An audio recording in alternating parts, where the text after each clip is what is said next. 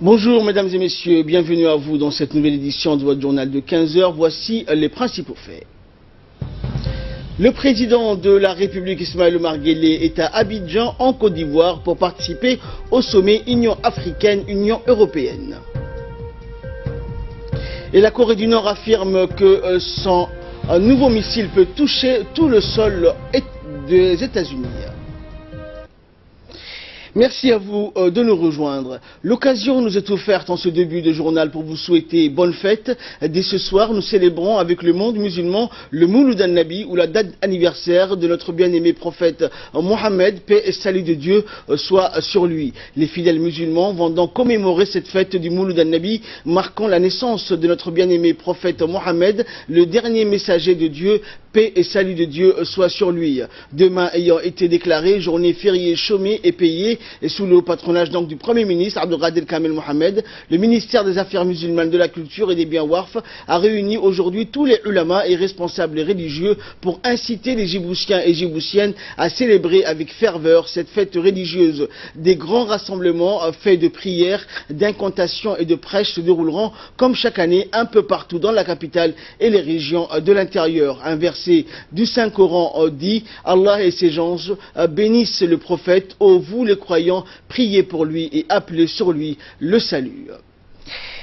Ouverture au sommet Union africaine-Union européenne. Le 5e sommet Union africaine et Union européenne s'est ouvert donc ce matin à Abidjan, capitale de la Côte d'Ivoire, que le chef de l'État Ismaël Omar Guelleh a rejoint hier soir en provenance du Kenya. Le sommet a été ouvert par le président ivoirien Alassane Ouattara. Les chefs d'État et de gouvernement africains et européens se sont réunis pour ce sommet qui a pour thème principal investir dans la jeunesse pour un avenir durable. Outre le président Guelleh, le président du Conseil européen, le président de la Commission européenne, le président de l'Union africaine et le président de la Commission de l'Union africaine sont également présents. Ce sommet sert de plateforme de dialogue entre les pays africains et européens en vue de dynamiser le partenariat entre les deux parties.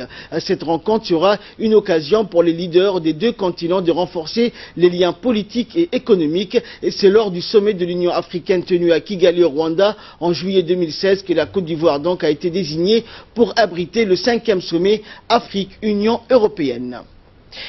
Et c'est hier soir donc que l'avion du président de la République Ismaël Omar Guelleh a touché le tarmac de l'aéroport international Félix Houphouët-Boigny d'Abidjan.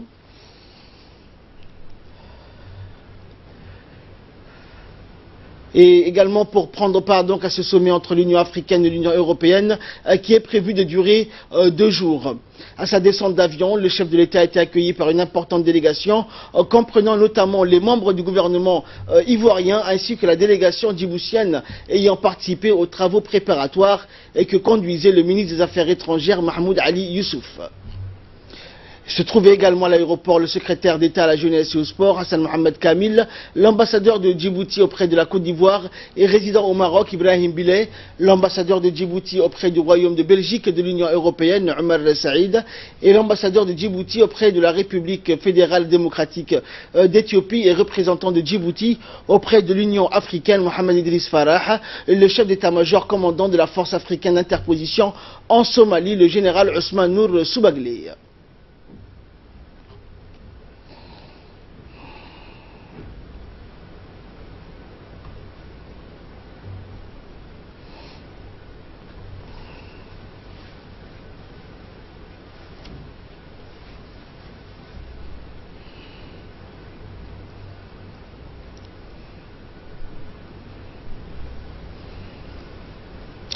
Et la Côte d'Ivoire, pays hôte du sommet, s'est bien préparée pour accueillir les dirigeants africains et européens.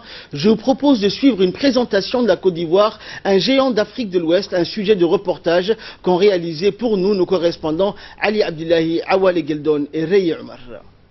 Les chefs d'État et de gouvernement des pays africains et européens se rassembleront pour leur 5e sommet qui a pour thème principal cette année investir dans la jeunesse pour un avenir durable. Le président du Conseil européen, le président de la Commission européenne, le président de l'Union africaine et le président de la Commission de l'Union africaine seront également présents. Le chef de l'État djiboutien Ismaël Omar Guelleh est attendu dans quelques heures. Ce sommet rebaptisé donc 5e sommet sommet de l'Union africaine et l'Union européenne sert de plateforme d'échange et de dialogue entre les pays africains et européens en vue de dynamiser leur partenariat entre les deux parties. 2017 est une année déterminante pour les relations Union africaine et Union européenne, disons après l'adoption de la stratégie commune Afrique-UE.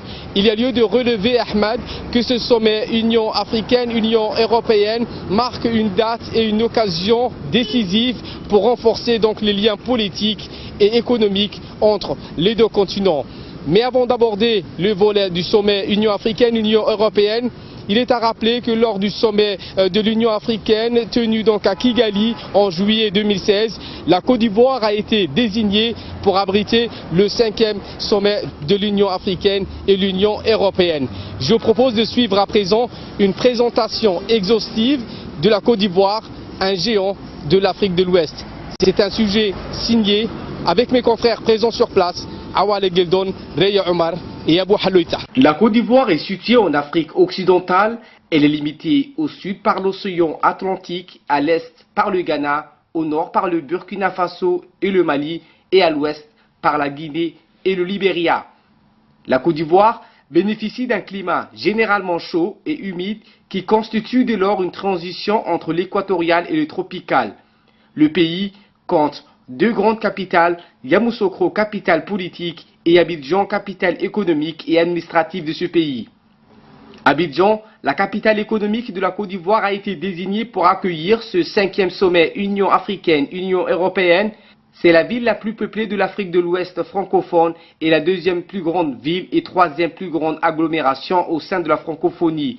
Elle compte, selon les autorités du pays, 4 707 000 habitants, soit 20% de la population totale du pays, tandis qu'elle représenterait 60% du produit intérieur brut de ce pays.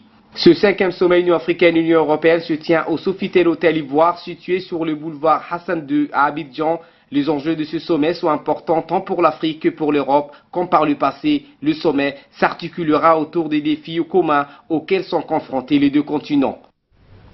Et avant l'ouverture de ce sommet aujourd'hui, l'ambassadeur de la République de Djibouti auprès de l'Éthiopie et représentant permanent auprès de l'Union africaine, Mohamed Idriss Farah, a précisé que ce sommet se focalisera essentiellement sur les questions relatives à la paix, la sécurité, les migrants économiques, le transfert des compétences et de savoir-faire et les échanges économiques entre les deux grands regroupements. Nous l'écoutons. D'abord, c'est la première fois que ce sommet a lieu dans cette appellation. Avant, c'était Afrique-Europe. Là, maintenant, c'est Union africaine et Union européenne. La particularité réside dans le retour du Maroc dans l'organisation. L'autre appellation consistait à permettre au Maroc, qui n'était pas dans l'Union africaine, de participer à nos discussions et à nos sommets. Maintenant, ils sont de plein droit pays membres de l'Union africaine et donc le format est celui-là. Ensuite, nous sommes, Djibouti par ailleurs est président du comité de partenariat. Je préside le comité de partenariat entre l'Union africaine et l'Union européenne, mais pas seulement, entre tous les partenariats que l'Union africaine a avec les différents partenaires, que ce soit la Chine, le Japon et d'autres. Et donc aujourd'hui, nous avons travaillé au niveau des Européens, au niveau des experts. D'abord, sur la déclaration qui est examinée en ce moment par les Européens. De quoi parle cette déclaration? D'abord, c'est une déclaration d'ordre politique, mais pas seulement. Pas seulement parce que ça parle également d'économie, d'intégration, de paix et de sécurité. Comment l'Union africaine pourrait aider le continent africain à rester un continent stable en matière de paix et de sécurité. Et comment, surtout, et c'est ça l'enjeu le plus important, comme c'est un sommet axé sur la jeunesse, comment permettre à la jeunesse demain de trouver des emplois sur leur continent et comment aider les jeunes africains. La majorité de la population sur notre continent est effectivement de jeunes. Et donc c'est comment pouvoir trouver et assurer l'avenir de la jeunesse sur le continent africain. Nous sommes en train de parler d'industrialisation parce que c'est ça qui est essentiel. Et donc comment permettre une industrialisation sur le continent africain susceptible de trouver un emploi pour l'ensemble de nos jeunes et d'éviter de voir ce que nous voyons à travers la presse internationale, c'est-à-dire la migration de nos jeunes qui sont d'ailleurs la force du continent. continent africain et qui partirait ailleurs. Et donc l'enjeu est important. Les Européens sont prêts à nous aider dans cette perspective-là et donc nous travaillons ensemble et c'est l'idée au moment du sommet. Bien sûr que le président de la République sera là pour participer à ce sommet, ainsi que l'ensemble ou une bonne partie des leaders, pas seulement africains mais aussi européens, pour justement lancer cet appel, cette déclaration forte qui va concerner la jeunesse et l'avenir du continent africain. Et nous allons tout de suite passer à l'heure de l'appel à la prière d'Al-Asr. Nous retrouverons donc Ali Abdillahi, notre correspondant à Abidjan, juste après ça.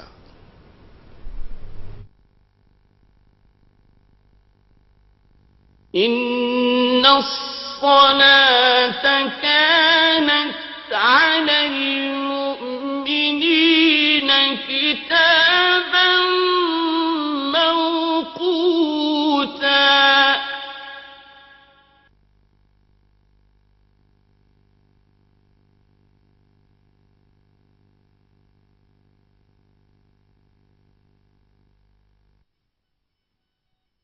Allahu Akbar, Allahu Akbar, Allahu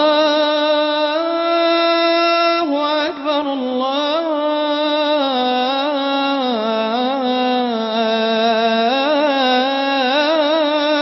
Akbar.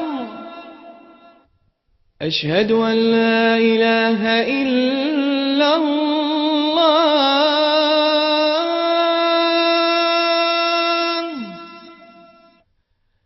أشهد أن لا إله إلا الله.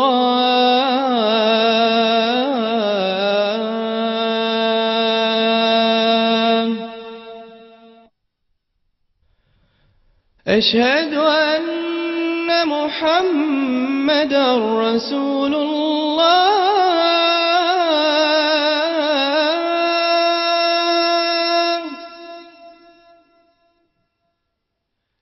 أشهد أن محمدا رسول الله.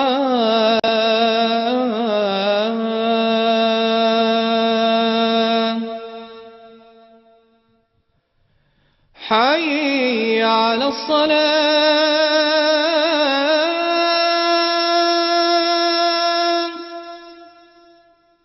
حي على الصلاة.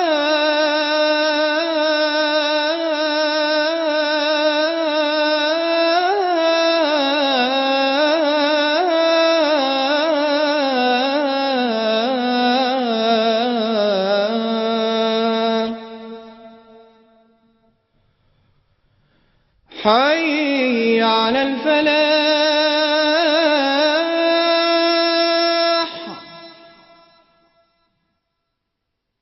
حي على الفلاح.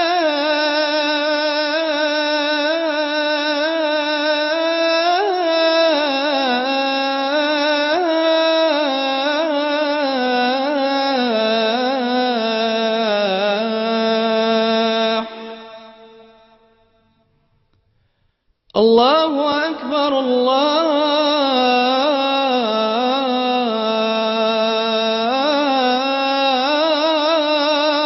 أكبر. لا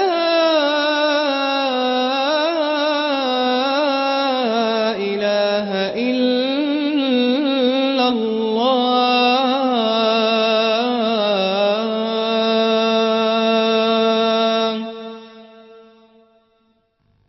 اللهم رب هذه الدعوة التامة والصلاة القائمة آت سيدنا محمدا الوسيلة والفضيلة وابعثه اللهم مقاما محمودا الذي وعدته إنك لا تخلف الميعاد.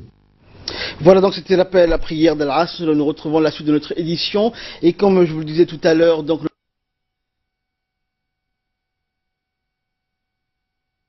Union africaine, Union européenne, à laquelle prend part le président de la République. Bonjour Ali.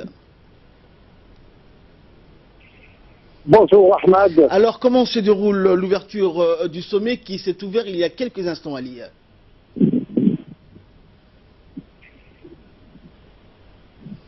Eh bien, le sommet donc rebaptisé Ahmad, 5e sommet Union africaine, Union européenne, s'ouvre donc à Abidjan, la capitale économique de la Côte d'Ivoire, du 29 au 30 novembre prochain. Plusieurs chefs d'État donc et des gouvernements des pays africains et européens prennent part donc à ce sommet. Ce sommet donc n'est pas le premier du genre. Il y a eu donc 4 événements qui se sont succédés depuis donc Bruxelles, du Caire, de la Libye. Donc ces interlocutions entre les pays africains et européens en vue de dynamiser leur partenariat ne cesse pas jusqu'à aujourd'hui. Eh bien, ce sommet donc qui se tient aujourd'hui à Abidjan est un sommet très important puisque aujourd'hui l'Afrique donc s'est tournée vers la Chine pour donc développer son économie et donc les pays européens veulent rattraper ce retard donc qu'ils ont donc laissé la place à la Chine. Et donc c'est pas qu'il faudrait se faire du jour au lendemain, mais il y a lieu de relever que les enjeux de ce sommet Ahmad sont importants tant pour l'Afrique que pour l'Europe, comme par le passé. Ce sommet donc s'articulera autour des défis communs auxquels sont confrontés les deux continents, tels que la paix et la sécurité, et autour d'intérêts communs, notamment la recherche d'une croissance durable, inclusive et créatrice d'emplois pour les jeunes. Ce sommet donc a pour thème cette année donc Union africaine, Union européenne, la jeunesse, l'avenir donc de la jeunesse de l'Afrique.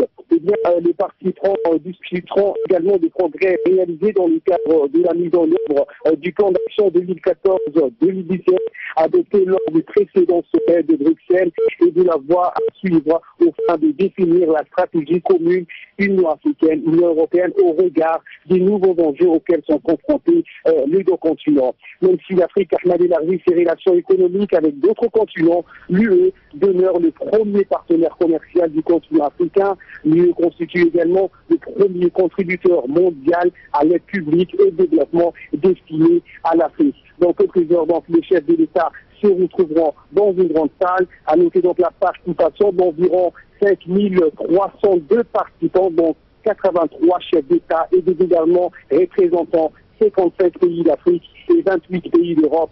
Forte présence démontre l'enjeu de ce sommet. Alors Ali, est-ce qu'il y a eu des rencontres particulières donc durant ce sommet, où le sommet s'est déroulé donc parfaitement dans les conditions prévues? Eh bien, en marge de ce sommet, le chef de l'État, djiboutien Ismaël Marguerite, a participé ce matin à une réunion dirigée par le chef d'état-major, commandant de la force africaine d'interposition en Somalie, l'AMISOM, le général Osman Nour Soubalé, où les pays qui envoient dans des troupes dont le maintien de la paix en Somalie ont été représentés dans cette réunion. À cela s'ajoute le secrétaire d'État à la jeunesse et au sport, Hassan Kamil Mohamed, qui a participé également à une réunion où étaient conviés les ministres de la jeunesse des pays européens et africains, parce que lors de ce sommet, les dirigeants africains et européens discuteront de l'avenir des relations UE-UA et se pencheront également sur l'investissement dans la jeunesse. Il s'agit d'une priorité clé pour l'Union africaine et l'Union européenne, étant donné que 60% de la population africaine a moins de 25 ans. Merci Ali pour toutes ces précisions. Je rappelle que c'était notre correspondant Ali Abdillahi qui était en direct avec nous par téléphone depuis Abidjan, la capitale économique de la Côte d'Ivoire, pour couvrir donc le 5e sommet Union africaine, Union européenne à laquelle prend part le président de la République. Dans le reste de l'actualité, sous la coprésidence du ministère chargé de la décentralisation et du secrétariat d'État aux affaires sociales, a eu lieu donc hier dans la salle de conférence du conseil régional de Dikil le lancement d'une opération nationale de dénombrement des personnes à besoins spécifiques. Les mots d'ouverture donc de l'atelier ont été prononcés successivement par le président du conseil régional de Dikil, Abdelrahman Younis Arré, par le directeur de la décentralisation, Youssouf Abdallah, par le préfet adjoint de Dikil, Idriss Abbas, et par la directrice des affaires sociales, Amina Ahmed Warsama. Les intervenants ont tous insisté sur l'utilité de cette enquête, de la collaboration attendue de la population pour assurer le succès de cette entreprise nationale qui va contribuer à l'amélioration des conditions de vie des personnes à besoins spécifiques. Cette opération, donc préparée en collaboration avec le réseau national des personnes handicapées, est une première à Djibouti et débouchera donc sur la constitution d'une base de données unique pour des personnes à besoins spécifiques répertoriées sur l'ensemble du territoire national. C'est une opération d'envergure qui nous permettra, nous, déjà de connaître le nombre de personnes à besoins spéciaux, mais également de connaître le profil socio-économique de ces personnes et aussi de déterminer ou de connaître le degré de leur handicap ou de quel type d'handicap. Donc d'évaluer en quelque sorte le pourcentage de l'handicap, et ça permettra également de connaître non seulement le programme, la jeunesse de cette problématique, mais ça nous facilitera également de préparer ou de planifier un certain nombre de programmes d'appui pour les personnes à besoins spéciaux. À travers le monde, en Égypte notamment, les forces gouvernementales ont annoncé avoir abattu 11 activistes djihadistes. La police égyptienne a tué donc 11 activistes djihadistes dans un raid contre un lieu soupçonné d'abriter du matériel destiné donc à ces derniers installés dans le Sinaï. L'opération fait suite à l'attentat qui a fait 305 morts dans une mosquée. Ce raid a eu lieu donc dans le village de Gelbana, à l'est du canal de Suez, dans la région d'Ismaïlia, dans le nord-est de l'Égypte. Il est survenu après la surveillance des déplacements de certains chefs de groupes terroristes dans le nord du Sinaï, précise le ministère dans un communiqué. Ces groupes préparaient une série d'attaques contre des infrastructures essentielles et des lieux de culte chrétiens, selon la même source. Cette opération a également permis d'identifier un réseau de contrebandiers impliqués dans la fourniture de moyens de communication sans fil et de soutien logistique aux groupes terroristes dans le nord du Sinaï, a ajouté le ministère. 3 membres présumés de ce réseau ont été appréhendés. Et enfin, la Corée du Nord a par ailleurs affirmé avoir procédé au lancement réussi d'un missile balistique capable d'atteindre n'importe quel endroit aux États-Unis. Un nouvel missile donc balistique a été testé ce mercredi par la Corée du Nord. Pyongyang affirme que Hwasong-15 est susceptible d'atteindre les États-Unis en tout point de leur territoire. Cette fois-ci, c'est la totalité du territoire américain qui serait menacée par la Corée du Nord. Pyongyang a testé avec succès donc aujourd'hui un nouveau type de missile balistique intercontinental. Et donc ce missile, le Hwasong-15, selon le régime de Kim Jong-un, ce projectile pourrait frapper les États-Unis à n'importe quel point, y compris sur la côte Est. Après ce lancer, la présentatrice favorite du régime nord-coréen, Ri Chun-hee, est apparue donc à la télévision officielle pour annoncer ce succès. Kim Jong-un a déclaré avec fierté, a-t-elle dit, que nous avons finalement réalisé notre grande cause historique, l'achèvement d'une force nucléaire d'État, la mise au point d'une puissance balistique, a-t-elle dit. Selon un spécialiste occidental, sa trajectoire en cloche à la verticale suggérait qu'il avait donc en fait une portée de 13 000 km, soit la plus longue pour un missile testé par la Corée du Nord, qui mettrait chacune des villes principales des États-Unis à sa portée. Ce tir a tout d'un bras d'honneur au président Trump, qui a récemment donc annoncé de nouvelles sanctions contre Pyongyang et a remis la Corée du Nord sur la liste américaine des États qui soutiennent le terrorisme. Le Conseil de sécurité des Nations Unies doit se réunir donc ce soir en urgence pour évoquer le nouvel essai nord-coréen. Et c'est ainsi que prend fin cette édition. Merci à vous de nous avoir suivis. Excellente fête de Mouloud Al-Nabi à toutes et à tous et très bonne suite de programme sur Télé Djibouti.